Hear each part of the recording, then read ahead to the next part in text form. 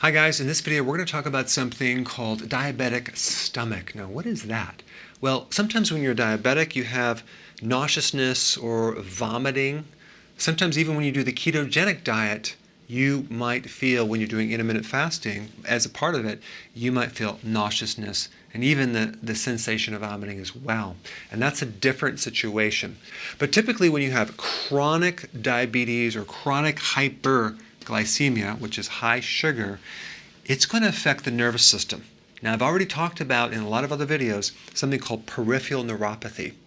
And that's the nerves in the fingers and the toes where all of a sudden you get either a hypersensitivity with pins and needles or burning, or a hyposensitivity where you're getting numbness, okay?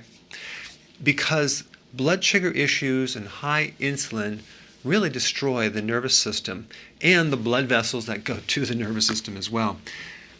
But there's also another condition called autonomic neuropathy, okay? So it doesn't just affect the peripheral nerves, it affects the autonomic nervous system, which is the nervous system that runs on automatic behind the scenes.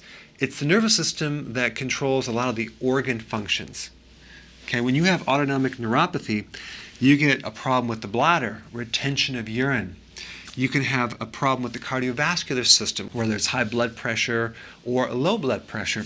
You can also have problems with the digestive system, whether it's constipation, low transit time, the food doesn't go through that well, creating this symptom right here or this symptom right here. And with the genitals, whether it's decreased libido, erectile dysfunction, that's this right here because it's affecting the nervous system. And even the respiratory system, as in sleep apnea. Now, when you're doing ketosis and intermittent fasting, you're not going to have hyperglycemia. You're usually going to have hypo. Usually what happens is when you do the ketogenic diet and you already have a pre-existing hypoglycemic situation, and you go from one meal to the next, the blood sugars can really come down a little too low, and you can feel nauseous from that. So if that's the case, you just want to do it on a very small, gradual scale.